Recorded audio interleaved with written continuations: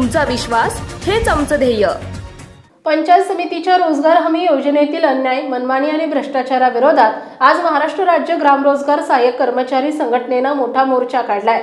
पोतराजाच्या वेशात ग्राम रोजगार सेवकांनी पंचायत समिती कार्यालयावर हजेरी लावली आणि तीव्र घोषणाबाजी करत प्रशासनाचा निषेध केलाय। संघटनेचे अध्यक्ष रामराव बडे यांनी आपल्या भाषणात पंचायत समितीच्या रोजगार हमी कक्षातील कामकाजावर गंभीर आरोप केलेत।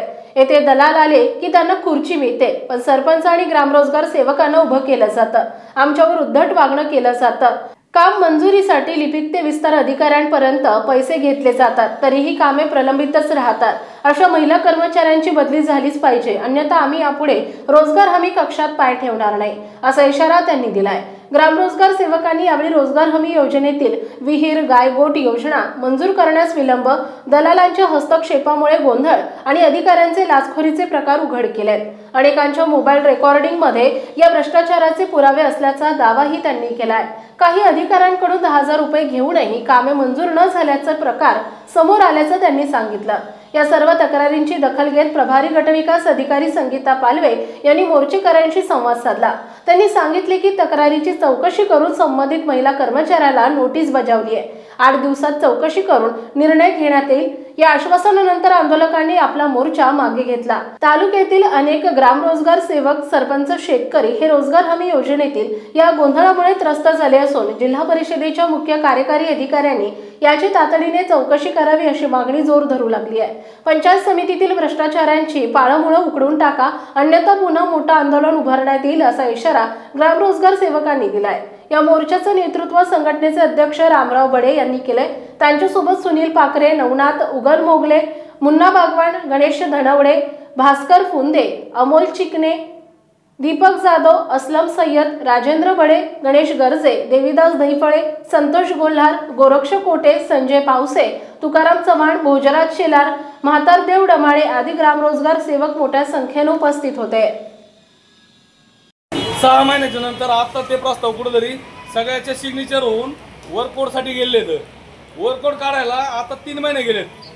वर्कआउट काढण्यासाठी 3 महिने कशाची गरज लागती, कायसाठी थांबलं हे कोणाला कळत नाहीये। केवळ आणि केवळ फक्त पैसे न दिल्यामुळे ते येऊन पडलेत। आम्हाला दरवेळेस सांगते तर आता परत तपासायची यांना प्रकरण। तुम्हाला सांगतो व्हिडिओ साहेब सही आहे, आपल्या टीपीओची सही आहे, त्याच्यानंतर कक्ष अधिकारी सही आहे, सगळ्या सह्या होऊन वर्कआउट काढायला गेले प्रकरण पुन्हा यांना तपासायचे। कशासाठी तपासायचे, कारण काय आहेत, अपूर्ण प्रकरण तर तुम्ही द्या ना, हे चुकलंय, हे 2 कागद आणून द्या। लोक रोज विचारते, जवळजवळ 25-30 प्रकरण आता पेंडिंग आहेत। 6 प्रकरणांचे गाळे माझ्याकडे त्याचे औषध मी यांच्यावर गुन्हे दाखल करणार आहे। या ठिकाणी ग्राम रोजगार संघटनेने त्यांच्या काही मागण्याच्या संदर्भात आंदोलन केलं होतं। आंदोलनाला मागणी आमची महत्त्वाची होती की सर्वसामान्याचे जे वैयक्तिक लाभाचे रोजगार हमीमार्फत प्रस्ताव आहेत ते मंजूर केले जावे, की जेणेकरून त्यातून रोजगार सेवकाला त्याची जी टक्केवारी आहे ती 2 रुपये मानधन मिळेल, त्याची उपजीविका त्याच्यावर चालेल। परंतु या ठिकाणी पंचायत समितीमध्ये दिल्या घेतल्याशिवाय कामं होत नव्हते। परंतु आता नवीनच हजर झालेल्या बीडीओ मॅडम यांनी आश्वासन दिलंय, परिपूर्ण करून प्रस्ताव द्या, मी ते मंजूर करते। दुसरी मागणी आमची अशी होती की रोजगार हमी कक्षामध्ये माननीय आमच्याच भगिनी डमाळे मॅडम तिथं आल्यापासून त्यांची रोजगार सेवकाबरोबर उद्धटपणे बोलण्याची जी भाषा होती, रोजगार सेवकांना जी अरेरावी करत होत्या, तर हे कुठंतरी थांबलं पाहिजे। किमान कक्षातून त्यांचा टेबल बदला एवढी आम्ही मागणी केली।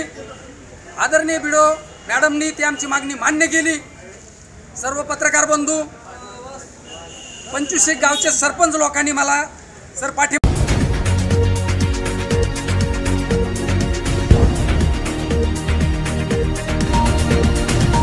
महान्यूज, तुमचा विश्वास हेच आमचं ध्येय।